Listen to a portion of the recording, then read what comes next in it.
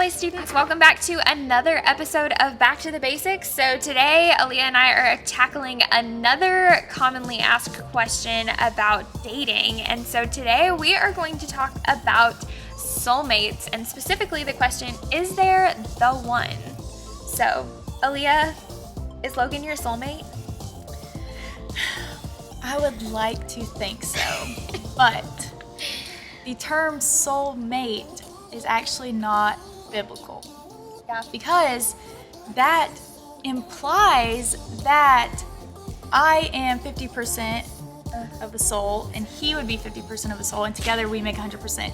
And that's just not the way God designed. That's not in the Bible. Right. Because we are 100% human, we have a soul, Right. and if we are living as if we're still searching for the rest of our soul, then we're not able to fully live in Christ. Yeah, that is so good. I think, it's really important for us as we're talking about any topic having to do with dating or marriage that we also talk about the fact that God didn't create all of us to be married. God didn't create all of us with the need or even necessarily the desire to get married. And so I think, just like Aleah was saying, God created us in his image, and we are not half a person seeking another half a person to try to make some kind of relationship and figure it out. So there's not, as much as we complement each other as men and women, we're not lacking anything that we can't find in Christ. Yeah. And so I think that's the biggest thing there. But yeah, I think this is such a kind of emotional topic too, because it's hard, can I say oh, Justin's not my soulmate?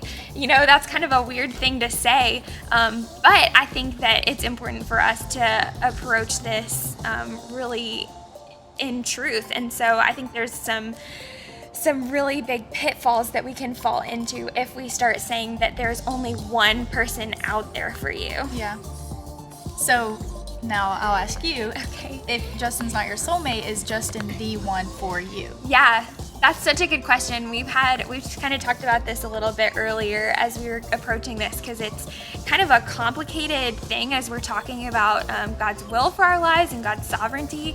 And, a couple weeks ago in our Asking for a Friend series on Sundays, Pastor Jeff talked about God's will. And I thought it was so awesome that he said that God's will is not about a roadmap, it's about knowing the heart of God and seeking the heart of God.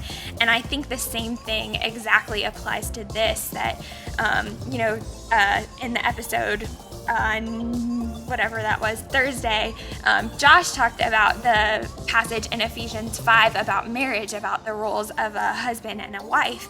And I think it's important for us to know that God has created marriage to work like that. He's created a marriage to need to be a man that is fully sold out for God and a woman who is fully sold out for God. And so taking it all the way back around, I think that, you can have a marriage if you're fully sold out to God and you find a person who is fully sold out to God. I think you guys can have a godly marriage, and I think it's God's will for us to have a godly marriage if you're going to have a marriage.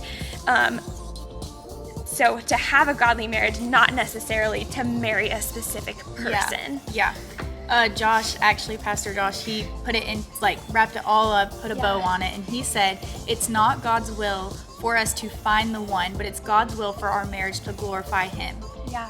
And, like you were just saying, we're able to have a God-honoring marriage with multiple people, not at the same time. I didn't know how to word it another way, but you are picking up what I'm putting down. Right. So for all of you students, right, you're not married yet. So you're thinking, okay, how do I find, girls sitting out there, how do I find the guy that's meant for me? I think the important thing is, okay, let's say you're in this situation. You've got guy A who is a godly man and he is completely seeking God with his whole heart, and he fits all the qualifications of a godly husband. And then you've got guy B who also fits all the qualifications of a godly husband. You can have a godly marriage that honors God with either of those two people. Obviously not with both. So I think something else that we kind of talked about that I thought was really interesting and helpful in thinking about this topic is that when you're dating, there might not necessarily be the one, but as soon as you get married, that person is your one. Yeah. So Justin is the one for me because I made a vow that he would be my one for the rest of my life. And so I think that is kind of helpful to think about as we're kind of breaking this down, because there's a lot that goes into it, obviously. Yeah. But yeah, so if you have any more questions about that, we would love to hear them and answer those maybe on our Instagram.